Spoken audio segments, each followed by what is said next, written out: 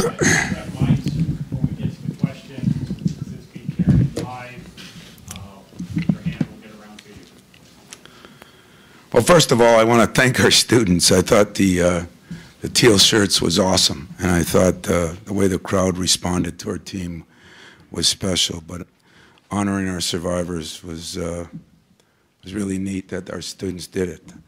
And still, our top priority in this healing process is for our courageous survivors. And as a campus community, we do need to come together as Spartans to be a part of that healing process, and that's going to fall on all of us.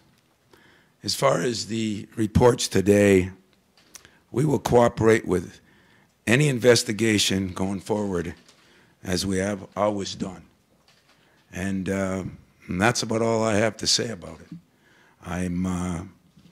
I understand that you may have a million questions. I'm probably not going to answer them. I'm going to just stick to what I said. I'm going to talk about the game.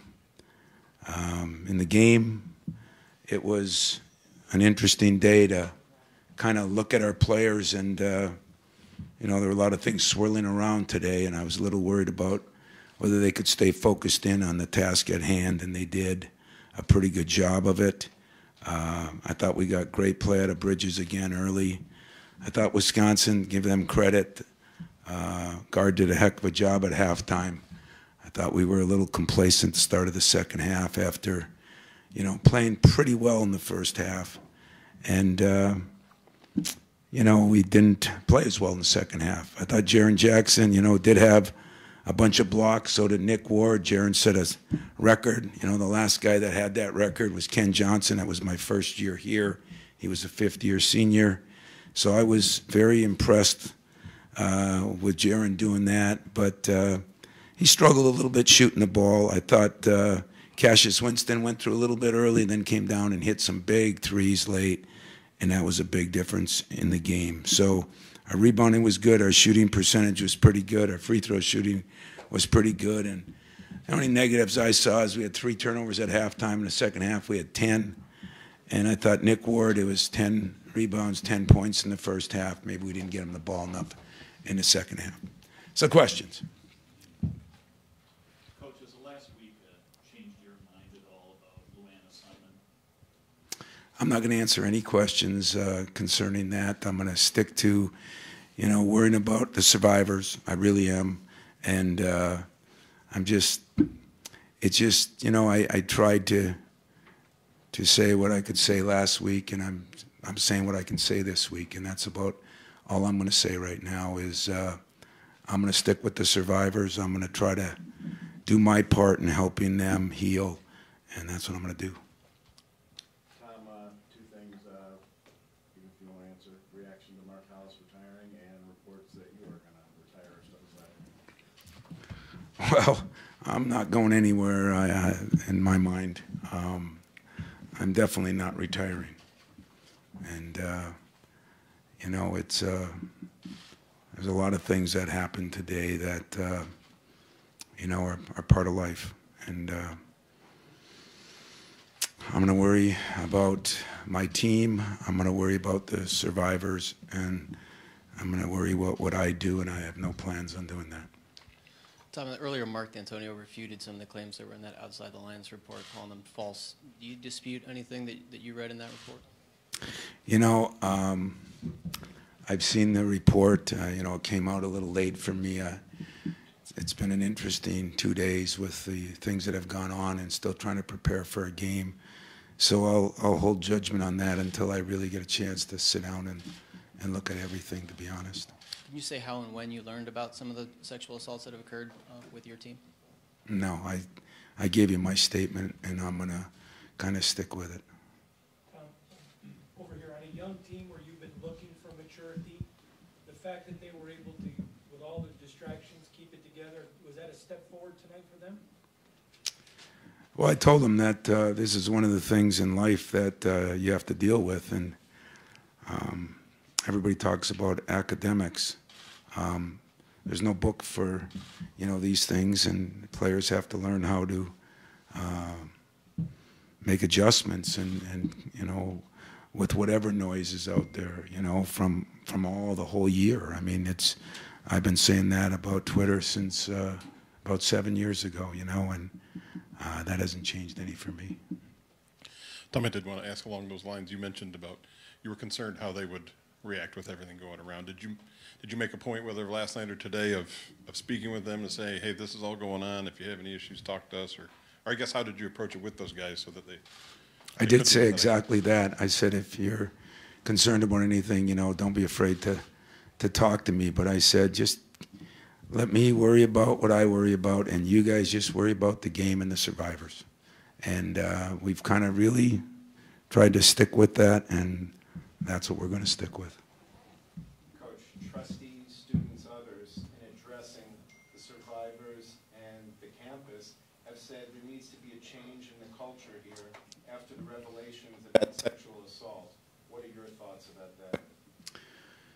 You know, guys, you're going to be disappointed, but I gave you my 2 statements, and there is nothing I'm going to say right now after a game in a press conference except that I support the survivors to the nth degree, and I hope that I'm a big part of the healing process for them and our campus community.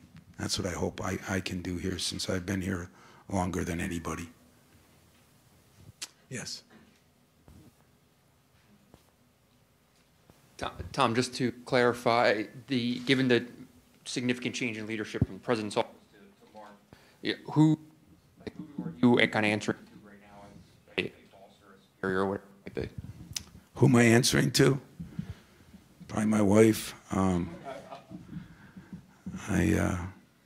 That wasn't even meant to be funny, because it's not a funny moment, but right now that's who I answer to, and you know, they'll tell me. I mean, I think they've got an interim president right now, but like I said, guys, believe it or not, I'm trying my hardest to do 2 jobs right now, to handle all the things out there and yet get my team prepared, and so I haven't been privy to everything that's going on with the university as far as who's going to be president, who's going to be AD.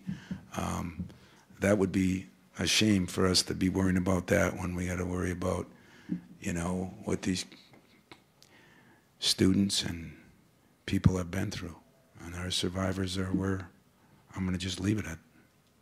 Are you concerned about the future of this university and the future of your team? No. I'm concerned with the healing process, and I want to be a big part of helping it heal. You know, I can only I don't know what I'm going to do down the road, but I will be involved in some ways in helping this healing process for both our community and those survivors. With everything going on right here, with everything going on, what did you say in, I guess, that pregame speech or in that pre-huddle speech before the game to get the team focused on just playing Wisconsin tonight? Well, you know, the good thing for me is I'm pretty honest with my team when things are good, when things are bad, when things are going on. Last year, I think I remember telling you guys about the Nebraska game when backs were a little against the wall and everybody had us written out of the tournament, and I could feel the weight in that room. I didn't feel the same weight, because I've tried to address this the last 2 days a little bit with my team, because, you know, I know how things spread and everything, and so I told them before the game that the best thing they can do to help everybody heal is to play the Spartan way. And that's, yes. Mark? Tom, did you feel like the crowd was maybe appropriately a touch subdued? I mean, it wasn't the usual raucous crowd. I mean, did you sense that at all, or you just focused on the game and X's and O's? You know, I was amazed personally when I came out and they were in their teal and I heard it was, you know, what it was for and everything. I was really proud of those students. I thought they were pretty good. You know, I don't know. It has to be raucous. We have to get runs going, and I don't know if we got as many runs going, but I mean, our guys even agreed after the game that I thought the crowd was very good. Tom, as you pointed out, you have been here longer than just about everybody. And for someone like yourself who is green and white like no one else, what does this represent to you this whole week, this whole month, all of this? I mean, how does this affect your emotions and deepen your soul? Wow, that's a deep question and a good question. You know, you reflect on a lot of things when you go through these kind of things, and what I try to do, you know, is like everybody else, you're looking at who to blame, and you blame yourself, and you do this and you do that, and you blame other people, and then I just kept saying to myself, how selfish am I? I'm just going to worry about those people, and I've reached out a little bit. I talked to a father. I did some things to just kind of, you know, try to understand, you know, you all think you know what everybody goes through.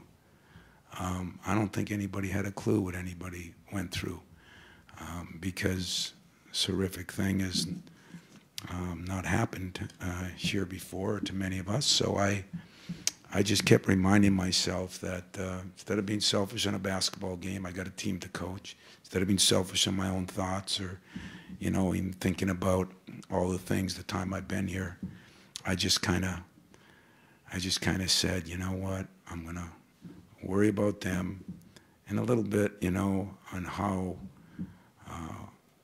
I can make this a better place. Anything else, guys? Well, I appreciate it, guys. I know it's not exactly what you want, but I also know that I appreciate you being here, so thank you.